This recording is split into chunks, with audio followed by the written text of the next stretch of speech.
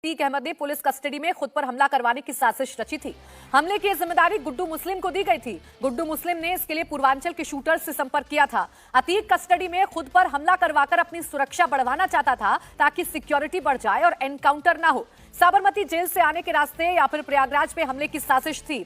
हमला ऐसे करने का प्लान था कि अतीक को नुकसान ना हो। अतीक के आसपास फायरिंग या फिर बम फेंकने की प्लानिंग की गई थी। तो ये बड़ा खुलासा अतीक मामले में हुआ है। दरअसल अतीक पुलिस कस्टडी में खुद पर हमला करवाना चाहता था। बाकायदा गुड्डू मुस्लिम के साथ मिलकर ये साजिश रची गई थी और गुड्डू मुस्लिम ने पूर्वांचल के कुछ शूटर्स के साथ मिलकर ये प्लानिंग की थी।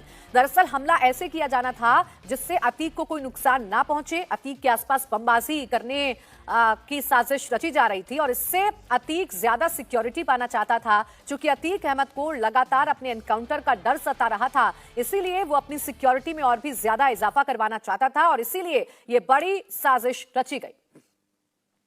और हमारे साथ हमारे सहयोगी शोएब रजा इस वक्त जुड़ गए हैं। शोएब, ये सबसे बड़ा खुलासा है क्योंकि वो अतीक जो लगातार अपने आप को डरा हुआ बता रहा था, अपने एनकाउंटर का डर उसको सता रहा था, वो खुद अपने ऊपर हमले की साजिश रच रहा था। अभी तक क्या जानकारी मिल पाई है इस बारे में?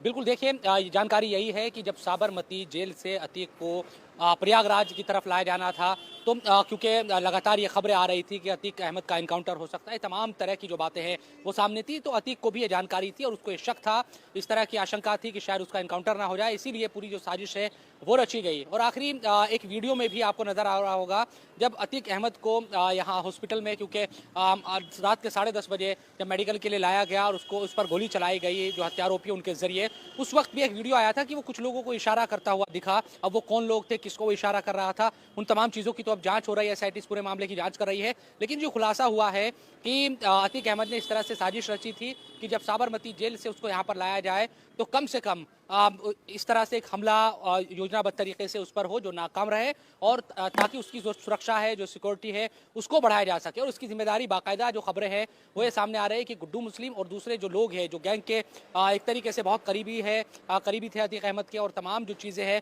वो कहीं ना कहीं उनको भरोसे में लेकर की जाती थी, तो इसीलिए उनको ये जिम्मेदारी दी गई थी। लेकिन सिक्योरिटी, चूंकि आपको पता है कि सिक्योरिटी बहुत ज़्यादा थी, मीडिया कर्मी भी लगातार हम देख रहे हैं कि कवरेज कर रहे थे साबरमती जेल से लेकर प्रयागराज तक, और चाहे लाना हो पुलिस के जरिए या फिर वापस जाना हो साबरमती जेल, तो इन तमाम चीज़ों के वजह से जो हमला है जिसके लिए कोशिश की गई थी अतीक अहमद के जरिए वो नहीं हो पाया। इस तरह की जो खबरें हैं वो सामने आई है। हालांकि इस सिलसिले में भी लगातार जो जांच है वो अब चल रही है, लेकिन ये खुलासा हुआ है, इससे एक अंदाजा ये लगाया जा सकता है कि जो अतीक अहमद की अगर बात की जाए तो वो हर तरह से ये इस कोशिश में लगा था कि किसी भी तरह से उसकी शोएब, अब ऐसे में सवाल ये भी खड़ा होता है, जैसा आपने उस वीडियो का जिक्र किया कि जब वो कॉल्विन अस्पताल लाया गया था तो इशारा करता हुआ नजर आया था। किसको इशारा किया, हालांकि ये तो जांच में पता चल जाएगा, लेकिन सवाल ये है कि जब इतनी टाइट सिक्योरिटी के बीच में अतीक था, उसके बावजूद वो कैसे संपर्क कर पा रहा था अपने गैंग से, कैसे साजिश रच पा रहा था और कैसे वो ये कोशिश कर रहा था कि अपनी जो पूरी सिक्योरिटी है उसको बढ़वा लिया जाए?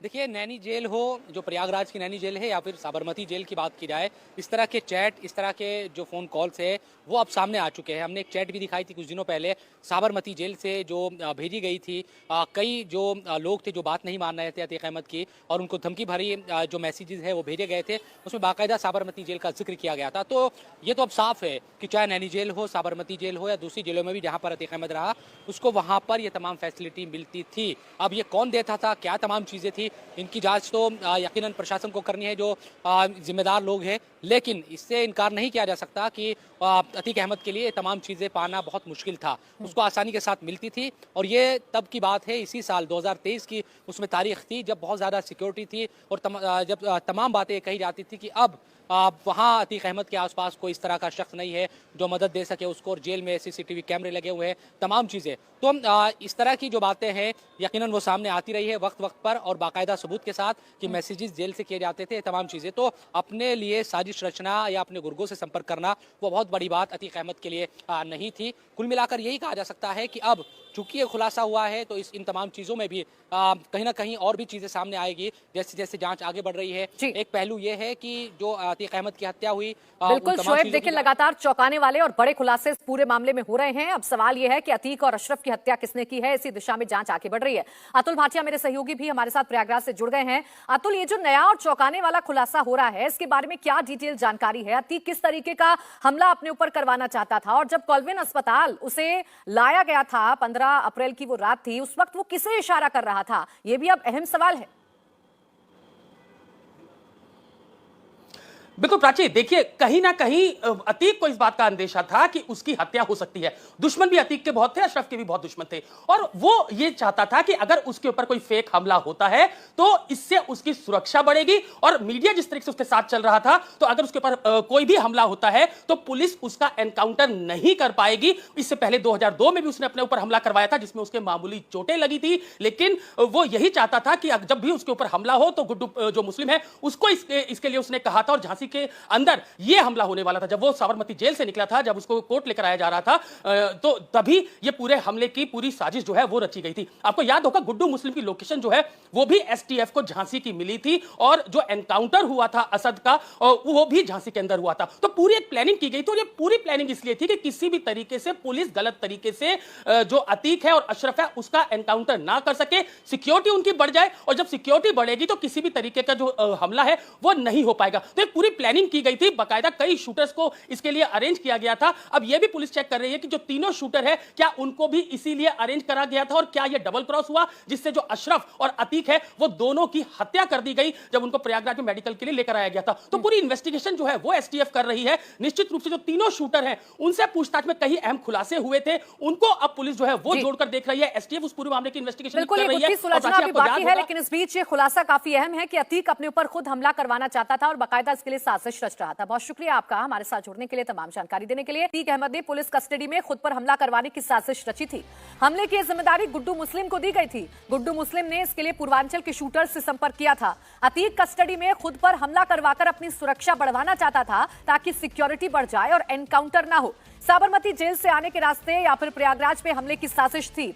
हमला ऐसे करने का प्लान था कि अतीक को नुकसान ना हो। अतीक के आसपास फायरिंग या फिर बम फेंकने की प्लानिंग की गई थी। तो ये बड़ा खुलासा अतीक मामले में हुआ है। दरअसल अतीक पुलिस कस्टडी में खुद पर हमला करवाना चाहता था। बाकायदा गुड्डू मुस्लिम के साथ मिलकर ये साजिश रची गई थी, और गुड्डू मुस्लिम ने पूर्वांचल के कुछ शूटर्स के साथ मिलकर ये प्लानिंग की थी। दरअसल हमला ऐसे किया जाना था जिससे अतीक को कोई नुकसान ना पहुंचे। अतीक के आसपास बमबाजी करने की साजिश रची जा रही थी, और इससे अतीक ज्यादा सिक्योरिटी पाना चाहता था। चूंकि अतीक अहमद को लगातार अपने एनकाउंटर का डर सता रहा था, इसीलिए वो अपनी सिक्योरिटी में और भी ज्यादा इजाफा करवाना चाहता था, और इसीलिए ये बड़ी साजिश रची गई। और हमारे साथ हमारे सहयोगी शोएब रजा इस वक्त जुड़ गए हैं। शोएब, ये सबसे बड़ा खुलासा है, क्योंकि वो अतीक जो लगातार अपने आप को डरा हुआ बता रहा था, अपने एनकाउंटर का डर उसको सता रहा था, वो खुद अपने ऊपर हमले की साजिश रच रहा था। अभी तक क्या जानकारी मिल पाई है इस बारे में? बिल्कुल, देखिए जानकारी यही है कि जब साबरमती जेल से अतीक को प्रयागराज की तरफ लाया जाना था, तो क्योंकि लगातार ये खबरें आ रही थी कि अतीक अहमद का एनकाउंटर हो सकता है, तमाम तरह की जो बातें हैं वो सामने थी, तो अतीक को भी ये जानकारी थी और उसको ये शक था, इस तरह की आशंका थी कि शायद उसका एनकाउंटर ना हो जाए, इसीलिए पूरी जो साजिश है वो रची गई। और आखिरी एक वीडियो में भी आपको नजर आ रहा होगा जब अतीक अहमद को यहाँ हॉस्पिटल में, क्योंकि रात के 10:30 बजे जब मेडिकल के लिए लाया गया और उसको उस पर गोली चलाई गई जो हत्यारोपी उनके जरिए, उस वक्त भी एक वीडियो आया था कि वो कुछ लोगों को इशारा करता हुआ दिखा। अब वो कौन लोग थे, किसको वो इशारा कर रहा था, उन तमाम चीज़ों की तो अब जांच हो रही है, एसआईटी इस पूरे मामले की जांच कर रही है। लेकिन जो खुलासा हुआ है कि अतीक अहमद ने इस तरह से साजिश रची थी कि जब साबरमती जेल से उसको यहाँ पर लाया जाए तो कम से कम इस तरह से एक हमला योजनाबद्ध तरीके से उस पर हो जो नाकाम रहे, और ताकि उसकी जो सुरक्षा है, जो सिक्योरिटी है, उसको बढ़ाया जा सके। और उसकी जिम्मेदारी बाकायदा जो खबरें हैं वो ये सामने आ रही है कि गुड्डू मुस्लिम और दूसरे जो लोग हैं जो गैंग के एक तरीके से बहुत करीबी थे अतीक अहमद के, और तमाम जो चीज़ें हैं वो कहीं ना कहीं उनको भरोसे में लेकर की जाती थी। तो